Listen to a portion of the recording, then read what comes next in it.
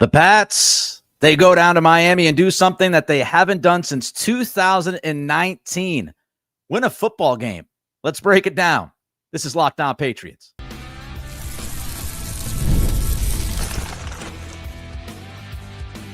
You are Locked On Patriots. Your daily New England Patriots podcast. Part of the Locked On Podcast Network. Your team every day. What's happening? I'm your host, Nick Cattles, born and raised in New England, covering the Patriots for the past 16 years. Also co-host of the Greg Bedard Patriots podcast with Nick Cattles, a sports talk show host, veteran.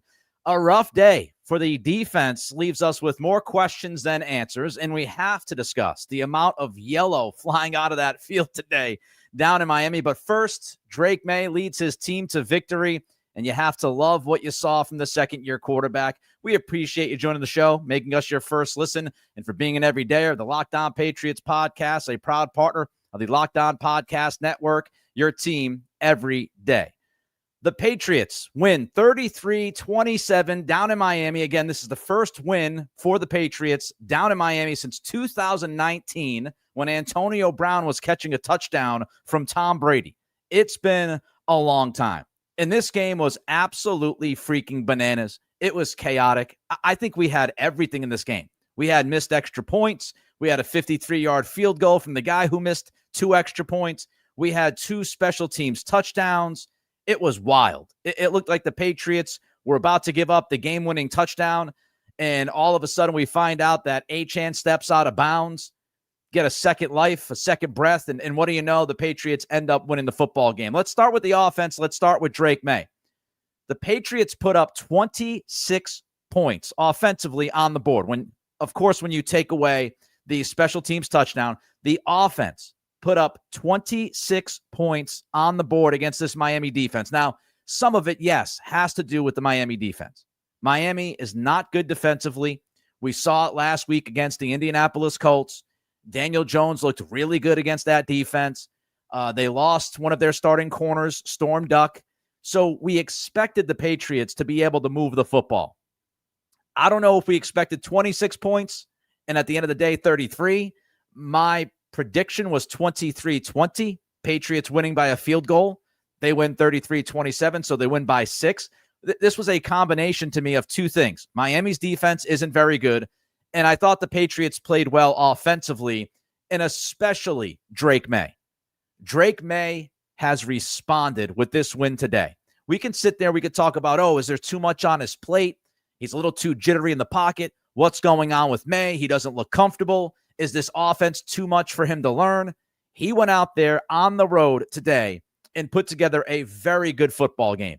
This was a very, very good game from your starting quarterback. I thought he was mostly excellent today. He showed the poise.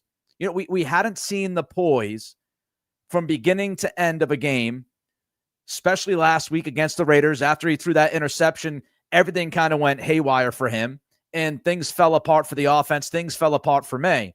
But today, from beginning to end, I thought you saw poise. You saw a lot of poise from Maye. He seemed comfortable in the pocket. He was not rushing. He didn't look as jittery. He wasn't leaving the pocket early for no particular reason. So I thought you saw the poise. I thought he looked comfortable. I thought also that Maye made a number of really good decisions. Really good decisions. He didn't rush stuff. If he didn't have his first read in the progression, he kept going, looking for answers. So I thought the poise was there. I thought the decision-making was there. I thought he was mostly accurate. He didn't have a lot of bad throws. There was the one throw to Diggs. Looked like they were not on the same page. Looked like Maye was expecting Diggs to stop, to sit on that route, and Diggs kept going. That's more of a chemistry thing. And you have to imagine by week 7 or 8, that type of play is not going to happen. And when Maye expects Diggs to sit, he's going to sit on his route. So that was more of a miscommunication than just a bad football from Maye. But I thought he was mostly accurate. And in the first half of this game, they just kept marching down, and Maye kept making plays. So I thought the accuracy was there to go along with the decision-making, the poise. The play of the game to me was the pass to Ramondre Stevenson for a number of different reasons. That pass down the sideline on the wheel route, First of all, there's pressure. Morgan Moses gets beat pretty quickly on that play. Maye sees the pass rush, and he doesn't freak out. He doesn't rush himself. He doesn't make a mistake. He calmly steps up in the pocket. He manipulates the pocket with some good movement. He steps up and just lays it over the top to Stevenson on that bucket throw. That was a huge play.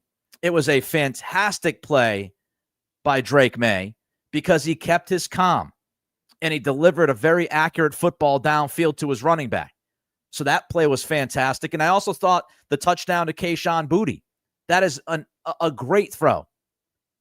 Just great touch on that throw from Maye and a really good catch from Boutte. I mean, the wide receivers were quiet in this game for the most part.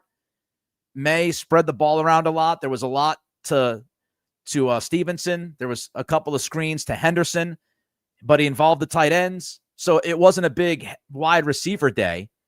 But I thought that play by Boutte was a really good play by Boutte on that touchdown. It was a really good throw from Maye. It was a really good catch by Boutte. Kept his body under control, survived, quote unquote, survived the ground with that catch.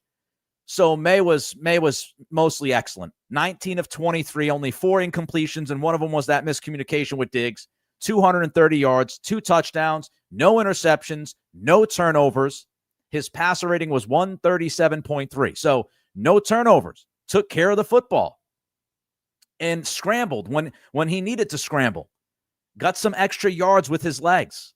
We didn't see any designed runs from Maye during the game, but he was able to hurt Miami's defense with his legs, especially in that first half. So I thought you got a mostly excellent performance from your quarterback. And the fact that this was on the road, the fact that it was in Miami, a tough place to play for New England, I think it's a really good step forward. And if there were any concerns about Maye coming out of that Raiders game, you feel much better about him with his performance today. So he was really good. Ramondre Stevenson was also good. This was a different Stevenson against Miami than we saw against the Raiders. And we can sit there and we could talk about Miami's defense not being great, and it's true, but there was a lot of extra juice to Stevenson's game today. I thought he had better contact balance. I thought he had yards after the contact. We didn't see that against the Raiders. I mean, he got touched against Vegas and he went down. I thought Ramondre Stevenson carried the football much better today, had much better finish to his runs, and he got a couple of yards. Even you could look back at the fourth quarter before the 53-yard field goal from Andy Baragalis, and you can go to that 1st down and 10 play, the very first play. Stevenson, he's hit at the line of scrimmage, but he got a couple of extra yards, and you saw that more from him in today's game than last weekend's game. He only had 11 carries, and most of them came in the first half. I thought, in the second half, the Patriots went away from the run game again, but that was mostly because of penalties. You were looking at a lot of 1st and 15s, 1st and 20s. I thought Stevenson was good today. Again, the yards after the contact, he had 5 catches for 88 yards, including that one down the sideline that I just mentioned a few moments ago.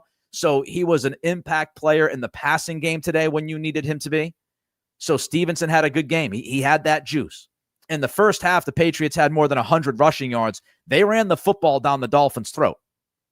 Again, it slowed down as the game went on, but in the first half, they were dominant in the run game. And what was interesting to me was Drake Maye was under center a lot today. You go back to week 1, he was in the shotgun for more than 82% of the snaps in that game. He was under center a lot today. 25, 26, 27 times. Somewhere around there under center, which is a big number for Maye.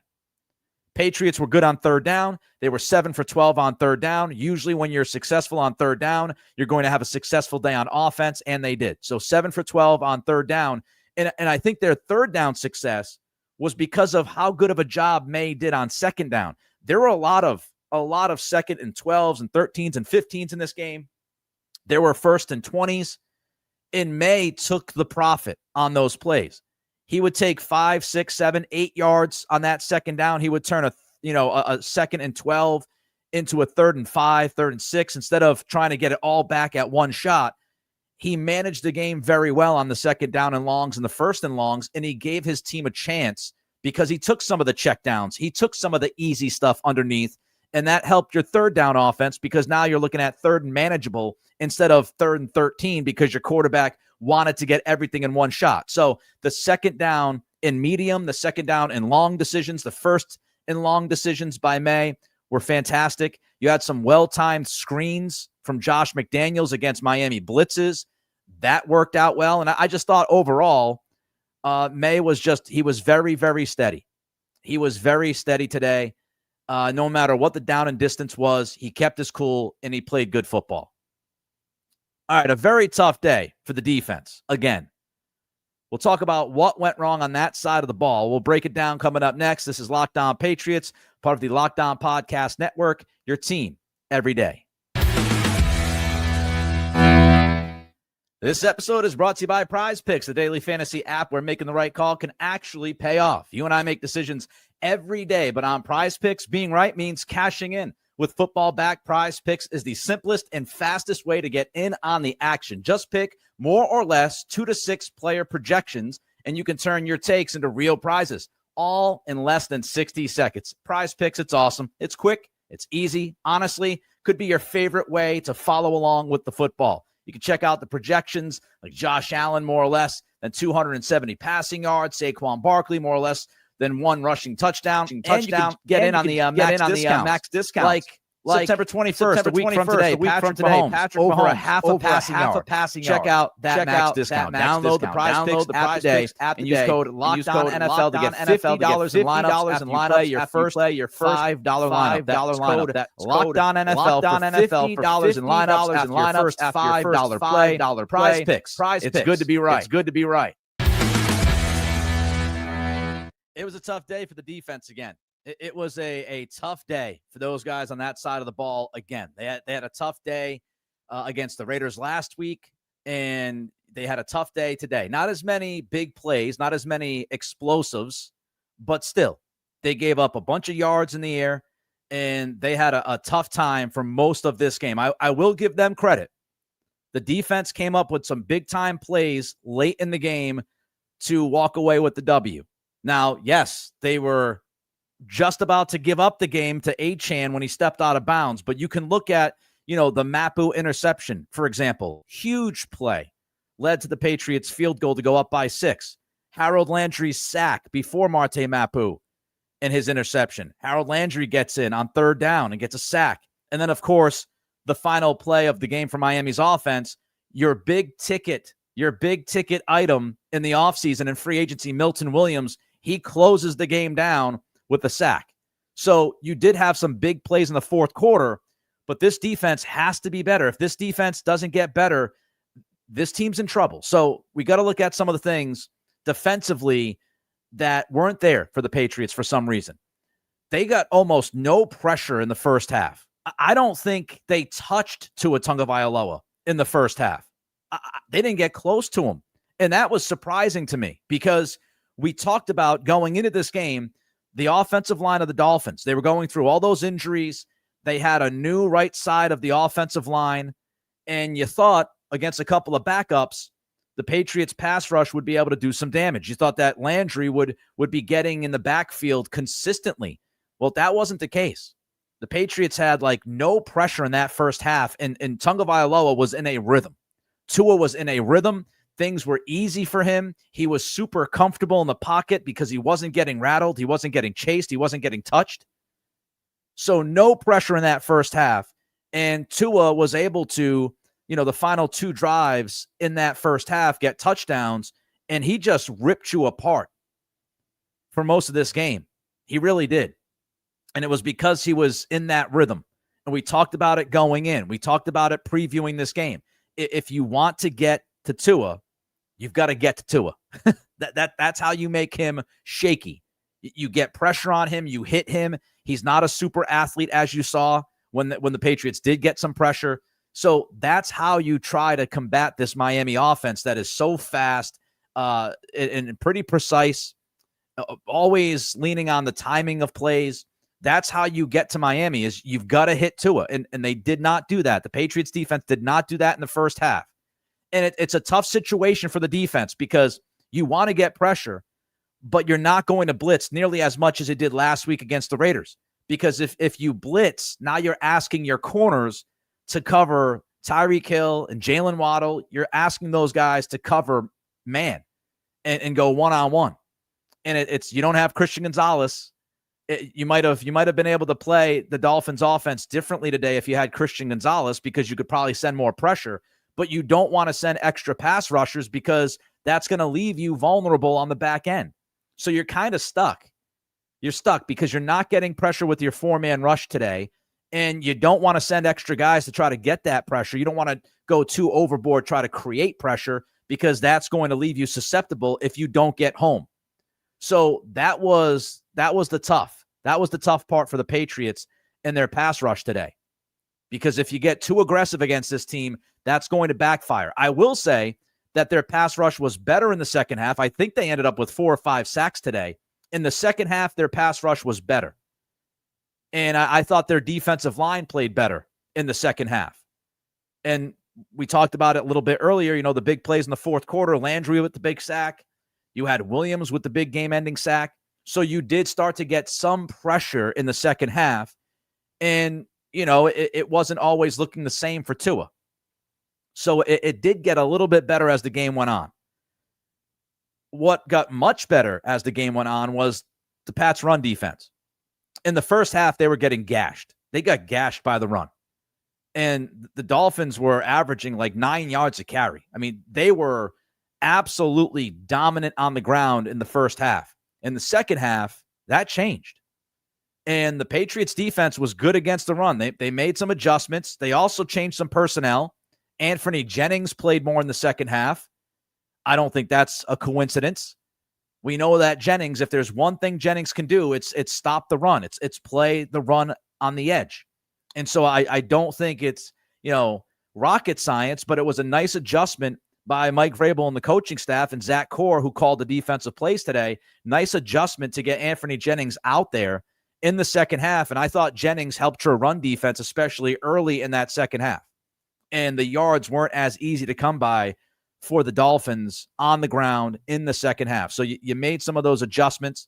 You also put Marte Mapu out there on third down especially, which was another adjustment that Mike Vrabel and the coaching staff made at halftime.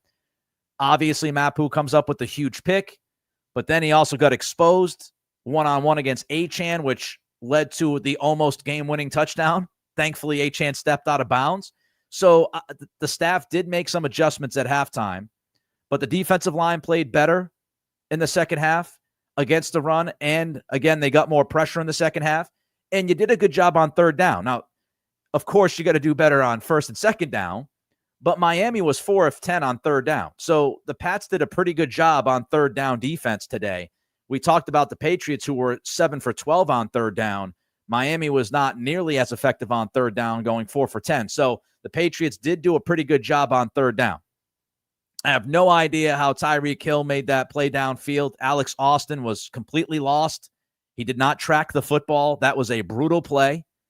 I watched it over 5 times, and I have no idea how Alex Austin played that ball or failed to play that ball. And Craig Woodson also looked like he had a chance to get over there, and he was kind of slow on the draw. But you got some issues. You got issues defensively. And linebacker continues to be an issue. Linebacker was an issue last week against the Raiders. Linebacker was an issue again today against the Dolphins. The linebackers are not good in coverage. Robert Spillane continues to get beat. Christian Ellis gets beat. And that's why I think you saw more Marte Mapu in the second half. And you might see more Mapu going forward, because he's a guy that might be able to cover some players for you at linebacker, because Ellis and Spillane have both been bad in coverage. And you're just asking to get croaked if you've got one of those guys against a speedy running back like Achane. You're just waiting to get beat down. So maybe we see more Mapu. Maybe we see some Kyle Duggar at linebacker. Of course, Duggar's not great in coverage either, but he's better than Spillane and Ellis. So maybe you see a little bit of Duggar at linebacker from time to time. And it certainly looks like the Patriots, they're going to make some adjustments and get their better cover backer out there in Mapu, especially when it's third down. If it's third down, I think you'll see Mapu. If you're talking third and medium, third and long, I think you put Mapu out there. And that was some of what we saw. And it's not just the coverage stuff.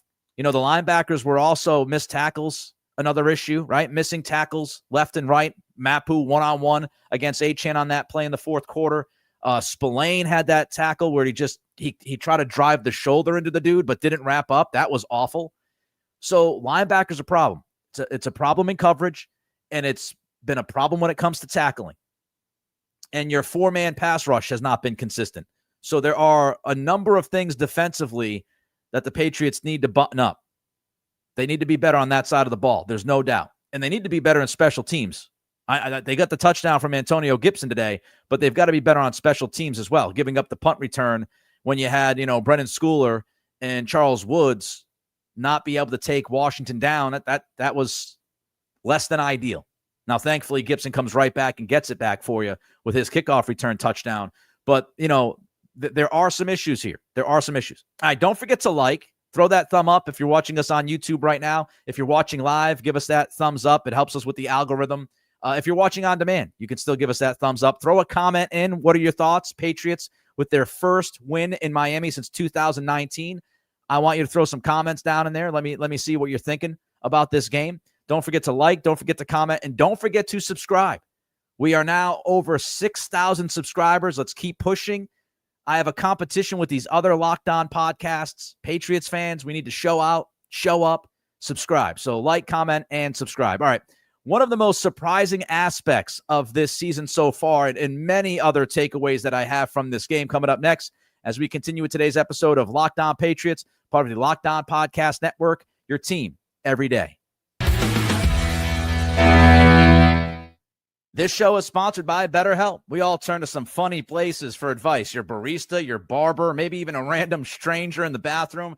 But not everyone is the right one when it comes to real support. That's why BetterHelp is here. With over 30,000 licensed therapists and more than 10 years of experience, BetterHelp helps you find your right match. Someone clinically trained and credentialed to guide you through life's challenges. You could catch yourself venting to group chats or oversharing with friends who mean well, but they're not therapists. Having someone trained to help you work through tough situations can make all the difference. It's also flexible. You can join sessions online from home or on the go, which makes therapy fit into your busy schedule. As the largest online therapy provider in the world, BetterHelp can provide access to mental health professionals with a diverse variety of expertise. Find the one with BetterHelp. Our listeners get 10% off their first month at BetterHelp.com/LockedOn. That's BetterHelp, HELP.com/LockedOn. Hey, folks, are you still paying full price for gas? Stop leaving money behind. Get real cash back every time you fill up with the free Upside app. Simply download the free Upside app in the App Store or Google Play right now and start earning cash at the pump today. Use my limited time promo code TOUCHDOWN and get an extra 25 cents back per gallon on your first fill up. You can make up to $300 a year just from buying the gas you already needed. At first, you think it's too good to be true, but it's totally legit. Real people are getting paid just to make their daily commutes, and you can too. Plus, you can cash out anytime to your bank account, PayPal, or an e-gift card for Amazon and other brands. Don't let this offer drive on by. Download the free Upside app now using my limited time promo code TOUCHDOWN for a limited time 25 cent per gallon bonus. That's promo code touchdown. Offers vary by user and location. Go to upside.com for terms and conditions. So it's the first Vrabel win as a New England Patriot head coach. Vrabel on the board with the win today in Miami. Nice to see the coach still has some of his legs left, apparently, as he was running down the sidelines along with Antonio Gibson during that kickoff return touchdown. But the first Mike Vrabel win as the Patriots' new head coach. You finally win a game in Miami, first time since 2019. Chaotic game, absolutely insane, bananas, nuts, whichever adjective you want to use. This game was crazy. You had 2 special teams touchdowns within 12 seconds. It's like your head spinning. I might have tweeted at Nick C Radio a curse word or two after that Antonio Gibson touchdown. Just a crazy game. Some other takeaways that I have. The Patriots have to clean up the operation. Now, I expected a Mike Vrabel coach team to, as he always talks about, the detail. Way too many penalties. There were way too many penalties against the Raiders last week, And then the Patriots had even more penalties today. 12 penalties for 75 yards. And they would have had more penalties if all of them were accepted. There was one or two of them at least that were declined. 12 penalties is undisciplined football. You had 2 false starts on Morgan Moses. You had another false start on Will Campbell. So they've got to clean up the penalties. Travion Henderson had not 1, not 2, but 3 holding calls made against him. 1 was declined, but 3 holds on your rookie running back. Can't have it. Pass protection is supposed to be one of the things that he does best, and he wasn't great in that today. So the penalties, this is not the type of clean operation I anticipated. You got to clean that stuff up. I'm sure that's going to be like number 1, or at least, one of the top 2 or 3 items that Vrabel is going to hammer this week with the guys back at the facility after they celebrate the win. But you have to continue to operate at a higher level, because this team, you don't have the margin for error. You can't have 12 penalties, 14. You just can't. You were able to survive it today because Miami also had like 10 or 11 penalties. They were just as bad, but you got to clean that up. Here's a good thing about the game today. The Patriots finished drives. So you got into the red zone 4 times. You scored 3 times. You got 3 touchdowns out of those 4 red zone trips. The only time that Miami stopped the Patriots in the red zone was when the pass from Maye to Hunter Henry was deflected at the line of scrimmage. And honestly, if that ball doesn't get deflected at the line of scrimmage, I think that's a touchdown throw to Hunter Henry. Henry's got the defender boxed out. He was open. Maye's throwing it to him. I think that would have ended up being a touchdown. But the pass gets deflected at the line. It doesn't get to Henry. It kind of ends up floating low because it's all wobbly. But 3 touchdowns out of 4 red zone trips, that's a good day. That's a very good day for your offense. And I thought, to go back to Drake Maye, I thought he was in full command. He was in full command, especially in the red zone. He did not look shaky. He did not look jittery. He looked like he was in full command. And I thought he played well, especially in the red zone. So you had command from your quarterback. And that's the way you finish drives. And hopefully the Patriots can continue to finish drives as they play better defenses than Miami. But that was nice to see. Another thought, some coaching decisions that were interesting to me. Going for it on 4th down in the first half. Love it. Love it. You're on the plus side. You're in plus territory. 4th down. And because you go for it, because you make that decision and go for it on 4th down, thank God we finally have a head coach who goes for it on 4th down that we get to watch on Sundays, thankfully. But you go for it on 4th down, and that drive in the first half, after you get that 4th down conversion, it was to Diggs, and you end up getting a touchdown on that drive. So I love the decision by Mike Vrabel. I also thought going for it on 4th and 2 late in the 4th quarter, instead of going for the 48-yard field goal, I agreed with that decision as well. Of course, Morgan Moses got one of his false starts, so then it goes back to 4th and 8 or whatever it was. So then you kick the field goal and just try to get the points up on the board so Miami can't tie you with a field goal. So I agreed with Vrabel's initial decision as well to go for it on that 4th and 2.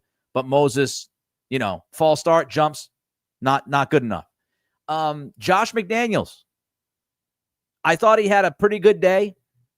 I thought he called a few screens that worked out tremendously against this Dolphins defense. But I did not understand why they threw the football on the 2nd down on their final drive there. I did not agree with it. Obviously, McDaniels thought it was going to be a safe pass. It was a play action. They were looking, Drake Maye was looking towards Mac Hollins. I don't know why they threw the football there. They threw the football there. I thought it was a mistake, thought it was a bad play call. Again, they were able to survive it. But I thought McDaniels had a good day, especially in the red area. The challenge, I thought the Patriots got hosed on that challenge. I thought it was the correct decision by Vrabel to challenge that catch by Jalen Waddle. I thought it was clearly not in control of Waddle's when he was down on the ground. I have no idea how that challenge didn't go the successful way, the successful route for the Patriots. I have no idea. I thought that was a terrible call by the officials. So I agreed with the challenge, and I thought they should have won the challenge. I thought the pass protection was mostly solid. In my first watch, I'll watch the game again tomorrow morning, But I thought the pass protection was all in all pretty solid again, especially from Will Campbell, who I think had, 2 pretty good games to start his NFL career, especially when it comes to pass protection. Now, he had another false start, got to clean it up, but I thought the pass protection was pretty good. So you're 1-1.